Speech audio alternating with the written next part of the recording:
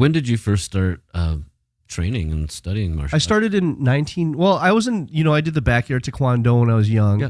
Then I went in the military and I got out and I'm like, I was supposed to go to the first Gulf War. So I was like, I need to start training something that's not a uniform-based form thing. What did the Navy SEALs do? Mm-hmm. And they did Collie. So the Navy SEAL Team 6, Paul Vunak, trained them guys back then. And I heard of that. Then I found out my good friend trained it. And it's like, yeah, there's a school in Minneapolis. Let's go. So 1988 is when I started. Got it. And Dan's used to come here twice a year. It's the only place in the world of all the places that he come to Minnesota twice a year. So I pretty much went to every seminar. Wow, that's amazing. So what's the Minnesota connection with him? So Rick used to follow Dan around and used to be his fall guy. Okay. And Rick is very he was one of 6 full instructors back when I started. One of 6 full instructors under Dan. That's starting. So he's very, very high level. I thought it was Don. Or Dan certificate.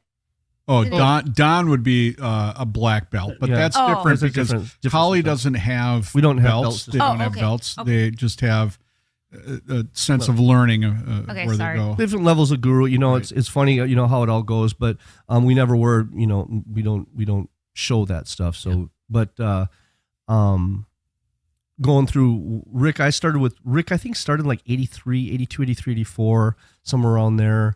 In his basement. And then he went up to his first school was on Washington Avenue, above Sawat D. Oh, yeah. Yep, and that's where I started with him, a little tiny school, and now it's down on 46 Chicago. Wasn't Dan in a movie with Steven Seagal? He's been in a couple of movies. Yeah, So, he's been in Bruce Lee's last movie, which was he was the Enter the Dragon. I got the poster right on. So when he's got the red bandana. When people take a look at the full bar image, you'll see right back here. You'll see Bruce Lee and Enter the Dragon. Yeah, and so I remember with the movie there was, and they called him Sticks. Yep, that was his nickname in the movie. And he did the Sticks, and my God, it was. I think it was actually. I'm not sure. I can't remember the movie, but I thought he pulled the pool cue apart, didn't he? And then that was. I think that's right. Yeah. And he had one of those awesome 80s tracksuits on, too. Yeah. Slippery tracks. It was awesome. I mean. He used the pool cue, and then he had not one weapon, now it's 2. 2, because he unscrewed him and he had him like the But the lineage of the Collie group it's kind of great because, I mean, so many people, Jeff Amato was a big one that started doing stunt work in Hollywood. Okay. And he did a lot of that. And the guy I trained with, 2 guys I trained with, Atticus Todd and David Leach. David Leach went on to direct Bullet Train and he was in Born Identity. He was in Born Identity 1.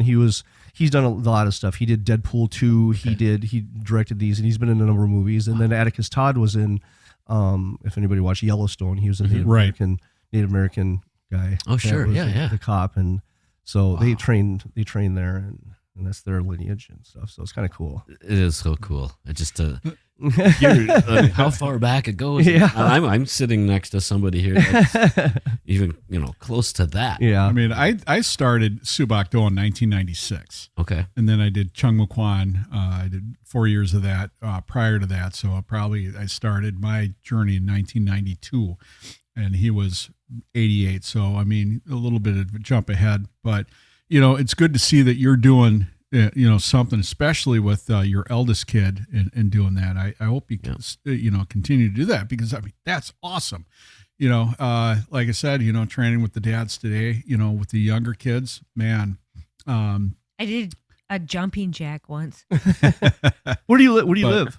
I'm in Maplewood, but east side of St. Paul. Okay, more or less, but yeah. All right. Okay, yeah, because we I teach at Peter's school. My friend Peter Kwong owns the Minnesota Collie Group North. Yes. Okay. And that's in Mounds View. Oh, it is. Okay. Yeah, so where about in Mounds View? Right on Highway 10, right across from Mounds View Square, if anybody knows where that is, and just up past the Mermaid. Yep, up past the Mermaid there, and movie theater. Yep. Right past the theater there. Okay. That's where I met Stacy at the Mermaid. At the Mermaid, probably 40 years ago. But it wasn't the bowling alley, though, right? No, it was like streamers. The streamers. Downstairs. Yeah.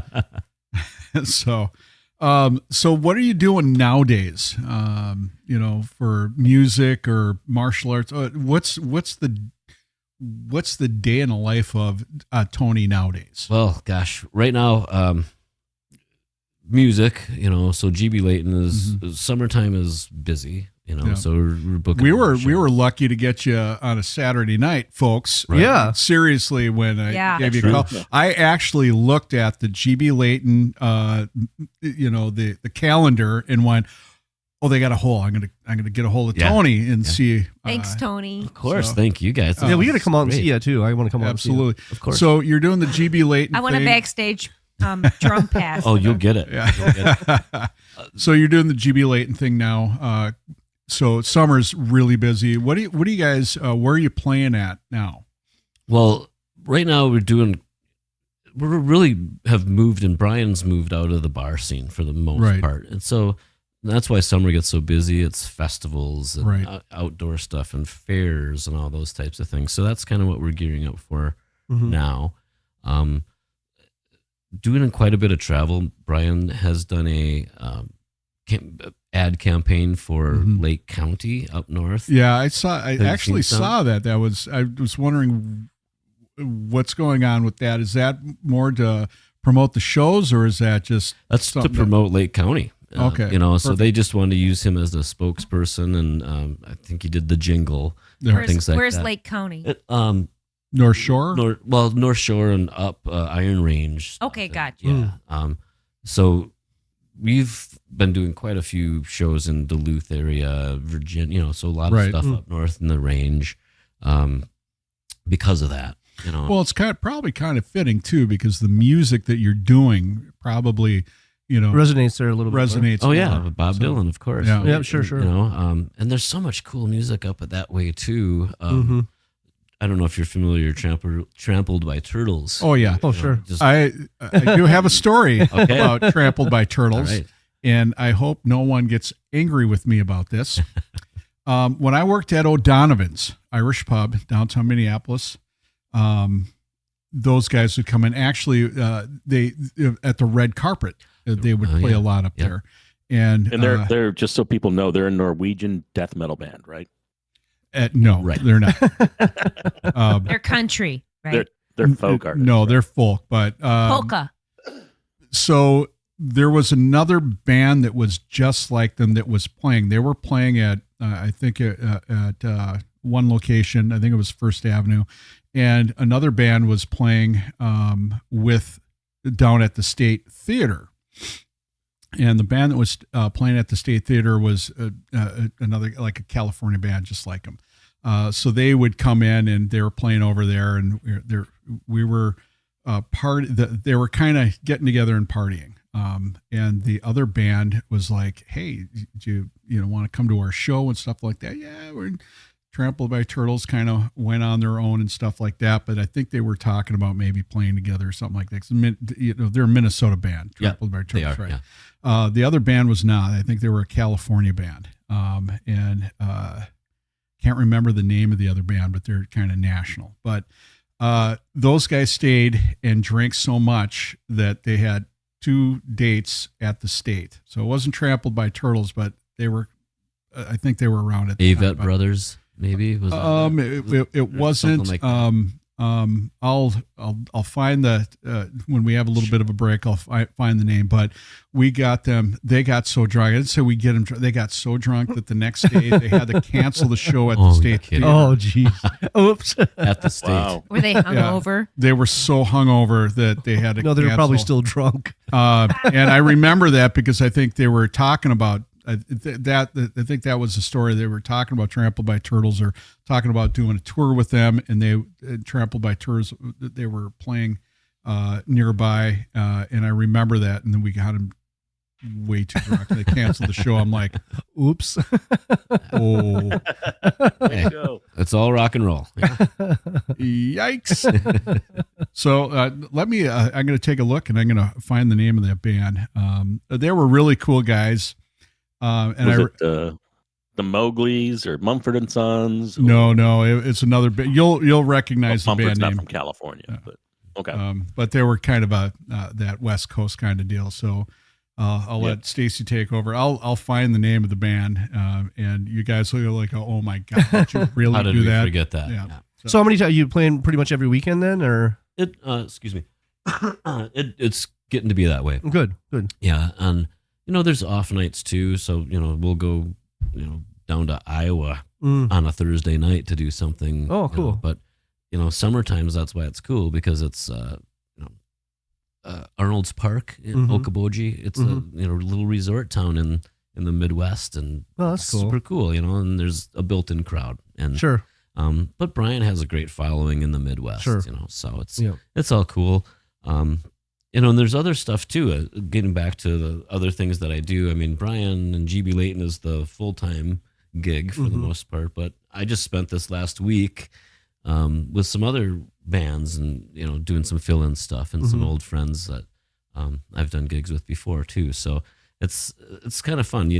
At one point you just take what you can get, and but I've always been more of a side man and a Sure. part of a band. I'm not on what they call a jobber, where it's I go out and do a gig here or there and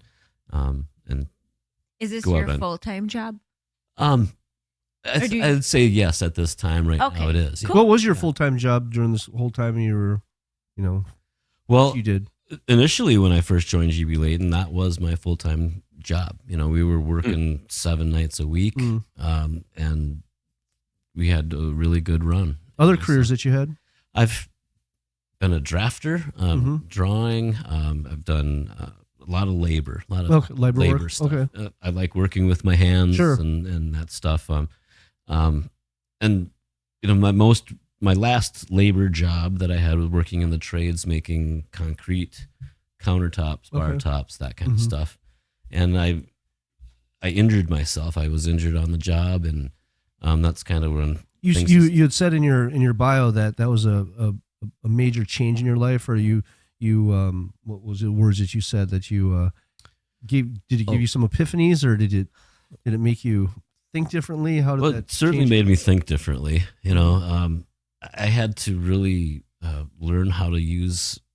The injury was a torn bicep tendon. Wow. Ouch. And then 4 tears in the rotator cuff. How did you do that?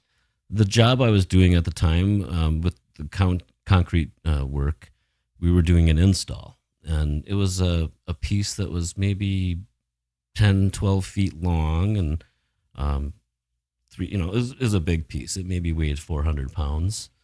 And installation of those things and any countertop really are never easy. Wow. Because especially when you're replacing something and have to go into it, So you had to existing. physically lift it? we had a little cart that we could roll up to the door wherever we were going to enter the property, and that was fine. But what happened was that we had to lift the piece over an existing island, and me not being super tall had to extend, and was very awkward, and all of a sudden I just heard Pop.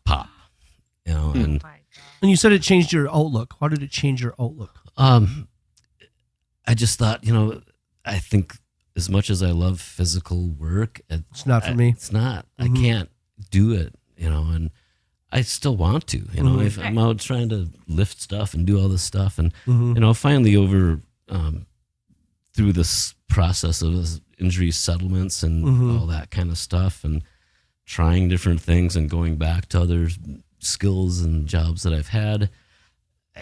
That's why I think I went back into music full time, because that's physical enough, and it's been good therapy actually for my arm to do it. So you had the surgery. But you're also I've had 3 surgeries. Okay. Wow. You're a jack of all trades. But you're also a showman. I mean that's kind of where you belong.